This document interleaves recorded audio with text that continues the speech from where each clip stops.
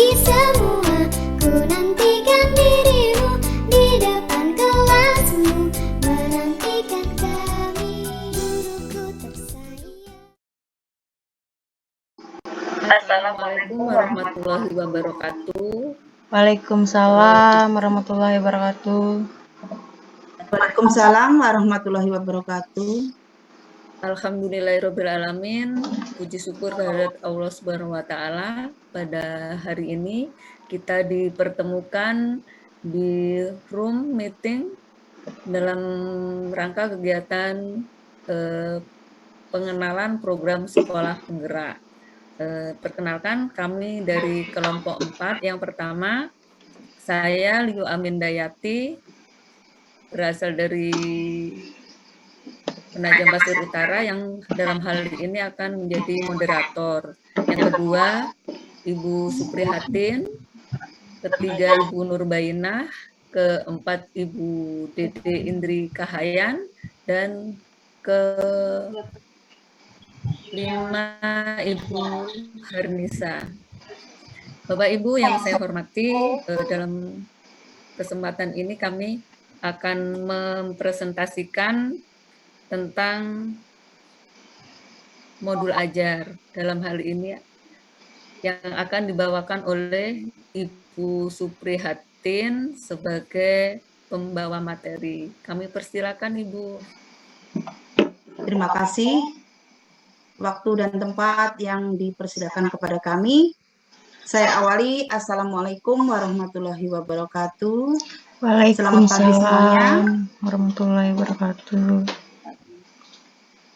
Pertama-tama marilah kita panjatkan puji syukur kehadirat Allah Subhanahu wa Ta'ala yang telah memberikan kesempatan kepada kita sehingga kita dapat melaksanakan kegiatan ini. Semoga bisa berjalan lancar sesuai dengan harapan kita. Baiklah ibu-ibu semuanya, akan saya bacakan modul ajar yang menjadi modul pada pagi hari ini yang menjadi bahan ajar pagi hari ini. Yaitu pertama, yaitu modul ajar yang disusun oleh kelompok 4 tadi yang sudah disebutkan oleh Ibu Liu. Selanjutnya kami bacakan secara rinci. Pertama, yaitu mulai dari diri sendiri. Apa yang Bapak Ibu ketahui dari modul ajar, Bapak Ibu semuanya? Ya, Bu.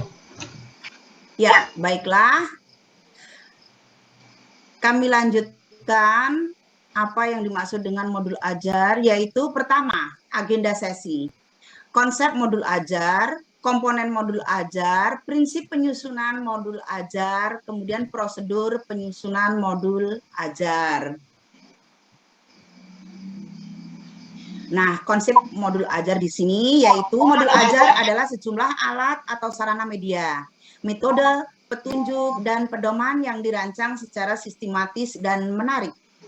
Modul ajar merupakan implementasi dari alur tujuan pembelajaran yang dikembangkan dari capaian pembelajaran dengan profil pelajar Pancasila sebagai sasaran.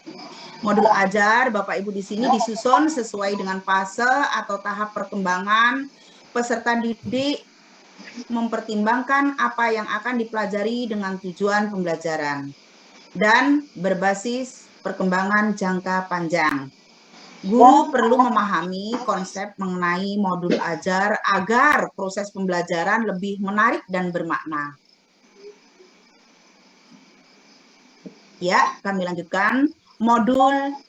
Komponen modul ajar. Guru dalam satuan pendidikan diberi kebebasan untuk mengembangkan modul ajar sesuai dengan konteks, lingkungan, dan kebutuhan belajar peserta didik. Modul ajar dilengkapi dengan komponen yang menjadi dasar dalam proses penyusunan. Komponen modul ajar dalam panduan dibutuhkan untuk kelengkapan persiapan pembelajaran. Komponen modul ajar bisa ditambahkan sesuai dengan mata pelajaran dan kebutuhan. Nah, ibu-ibu di sini ada komponen modul ajar yang terdiri dari informasi umum, kompetensi inti, lampiran. Isi daripada informasi umum yaitu identitas sekolah, kompetensi awal, profil pola pelajar Pancasila, sarana dan prasarana, target peserta didik, model pembelajaran. Nah, komponen inti, tujuan pembelajaran, pemahaman bermakna, pertanyaan pemantik, persiapan pembelajaran, kegiatan pembelajaran, asesmen, kemudian pengayaan dan remedial, refleksi peserta didik dan guru. Sedangkan lampiran terdiri dari lembar kerja peserta didik, bahan bacaan guru dan peserta didik, kemudian glosarium dan daftar pustaka. Lanjut Ibu. Ya, informasi umum. Nah, dalam informasi umum ini terdiri dari A. Identitas modul. Informasi tentang modul ajar yang dikembangkan terdiri dari nama penyusun, institusi, dan tahun disusunnya modul ajar. Jenjang sekolah terdiri misalnya jenjang sekolah SD, SMP, SMA. Kemudian kelas dan alokasi waktu. Alokasi waktu terdiri dari penentuan alokasi waktu yang digunakan adalah alokasi waktu sesuai dengan jam pelajaran yang berlaku di unit kerja masing-masing. Ya, oke.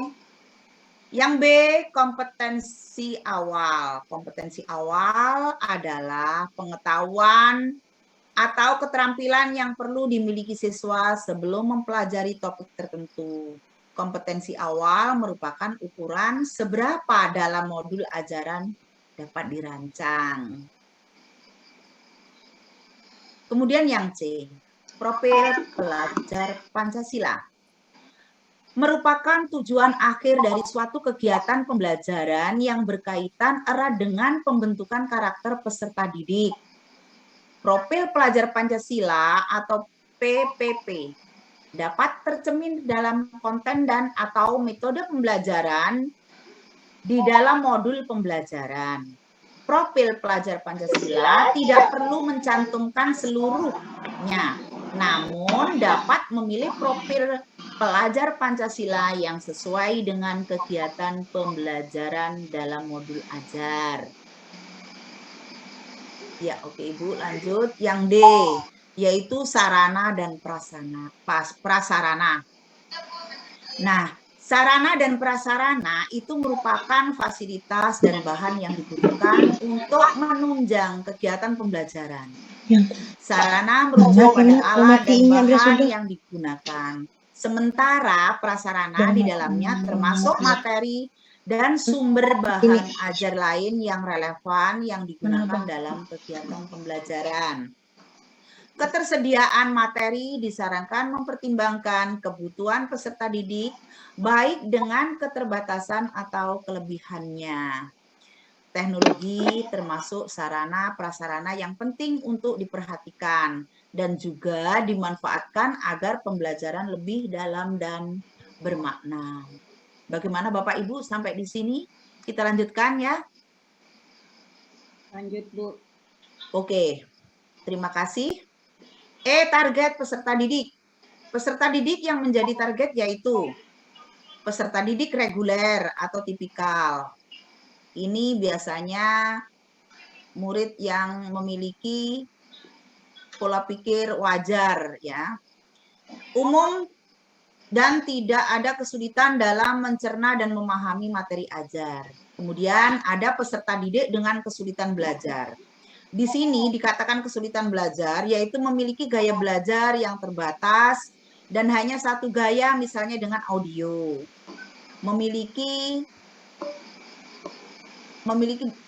Kemudian bisa menangkap pembelajaran dengan bahasa dan pemahaman materi ajar. Biasanya ada rasa kurang percaya diri, kesulitan berkonsentrasi, jangka panjang, dan sebagainya. Yang terakhir yaitu tipe peserta didik dengan pencapaian tinggi. Di sini anak dapat mencerna dan menerima pembelajaran dengan cepat, mampu mencapai keterampilan berpikir dalam tingkat HOTS dan memiliki keterampilan memimpin. Berarti ini IQ-nya tinggi ya Ibu Bapak Ibu ya. Ya, oke. Yang F, model pembelajaran. Model pembelajaran itu merupakan model atau kerangka pembelajaran yang memberikan gambaran sistematis pelaksanaan pembelajaran. Model pembelajaran dapat berupa mata pelajaran tatap muka, pembelajaran jauh dalam jaringan atau PJJ daring dalam jaringan. Kemudian pembelajaran jarak jauh jaringan atau PJJ luring, luar jaringan, dan blended learning. Oke, Ibu, lanjut. Ya, sekarang kita lanjutkan dalam materi komponen inti.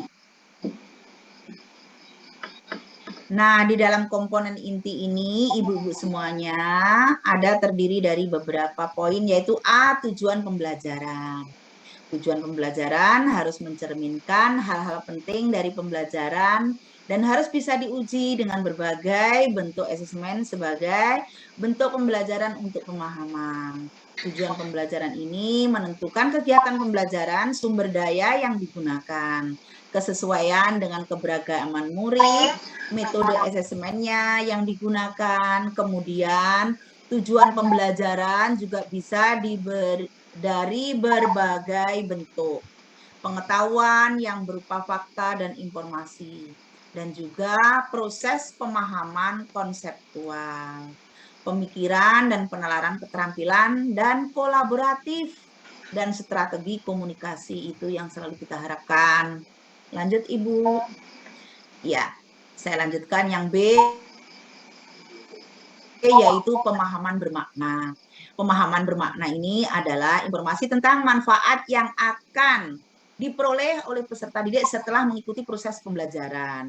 Manfaat tersebut nantinya yang menjadikan peserta didik diterapkan dalam kehidupannya sehari-hari. Contohnya kalimat yang bermakna, misalnya manusia berorganisasi untuk memecahkan masalah dan mencapai suatu tujuan. Kemudian makhluk hidup beradaptasi dengan perubahan habitatnya. Ya, kita lanjutkan.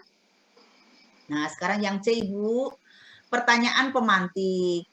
Pertanyaan pemantik ini dibuat oleh guru untuk membutuhkan rasa ingin tahu dan kemampuan berpikir kritis dalam diri peserta didik itu sendiri. Pertanyaan pemantik memandu siswa untuk memperoleh pemahaman bermakna sesuai dengan tujuan pembelajaran kita. Contohnya, pada pembelajaran nulis cerpen, guru dapat mendorong pertanyaan pemantik sebagai berikut. Misalnya, apa yang membuat sebuah cerpen menarik untuk dibaca? Atau jika kamu diminta untuk membuat akhir cerita yang berbeda, yang akan kamu usulkan apa? Nah, seperti demikian. Kita lanjutkan, Ibu. Oke, yang D, kegiatan pembelajaran.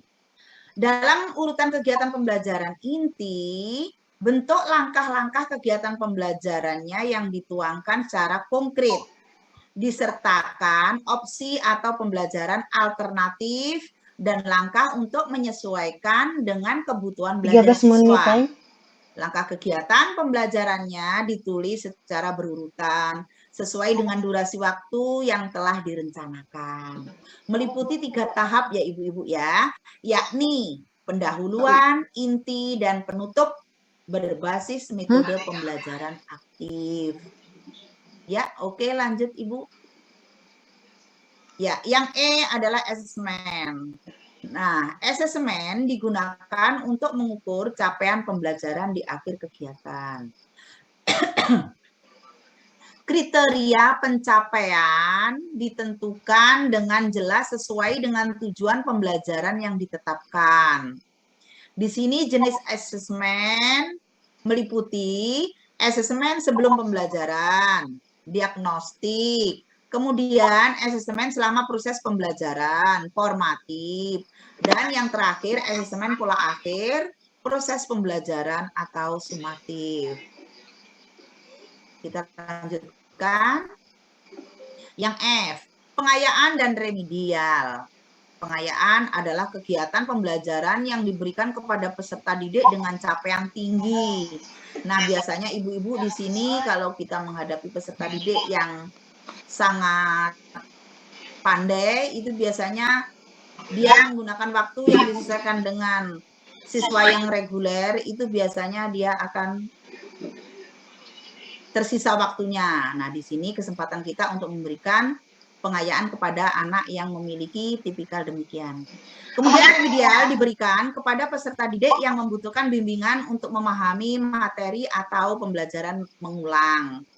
Saat merancang kegiatan pengayaan, perlu diperhatikan mengenai diferensi. Contohnya lembar belajar atau kegiatan yang berbeda dengan yang di kelas. Oke, kita lanjutkan, Ibu. Ya, lampiran. Kita lanjutkan kembali lampiran. Ya. Lampiran terdiri dari lembar kerja peserta didik. Lembar kerja siswa ini ditujukan untuk peserta didik, bukan guru, dan dapat diperbanyak sesuai kebutuhan untuk diberikan kepada peserta didik, termasuk peserta didik non-reguler. B. Bahan bacaan guru dan peserta didik. Bahan bacaan guru dan peserta didik digunakan sebagai pemantik sebelum kegiatan dimulai atau untuk memperdalam pemahaman materi pada saat atau akan memulai kegiatan pembelajaran. Lanjut, Ibu.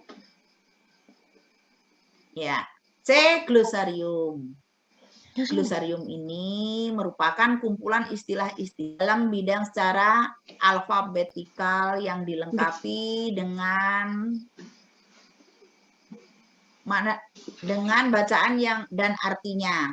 Glosarium diperlukan untuk kata atau istilah yang memerlukan penjelasan lebih Kena matinya mendalam. ke salah.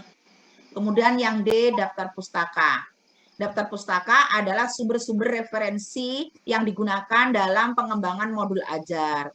Referensi yang dimaksud adalah semua sumber belajar, buku siswa, buku referensi, majalah, koran, situs internet, kemudian lingkungan sekitar, narasumber, dan sebagainya. Itu adalah merupakan sumber belajar sebagai buku referensi bagi kita sebagai pendidik dalam menyiapkan modul ajar yang akan diberikan kepada siswa-siswi. Oke, lanjutnya Ibu. Ya, refleksi. Sebutkan minimal 7 komponen yang ada di dalam modul ajar. Nah, berarti refleksi ini kembali kepada diri kita kembali. Mungkin sampai di sini masih ada, Ibu? Cukup mungkin ya? Nah, terima kasih setelah kita tadi mempelajari tentang modul ajar. Kira-kira adakah yang akan kira-kira sudah paham semua Bapak Ibu di sini?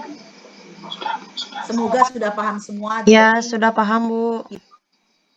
Alhamdulillah kalau sudah paham. Ya, Bu. Berarti tinggal memperdalam kembali. Kalau begitu sudah tidak ada yang ditanyakan, Ibu? Kalau tidak ada, saya kembalikan kepada moderator, kepada Ibu Liu Amindayati, kami persilahkan.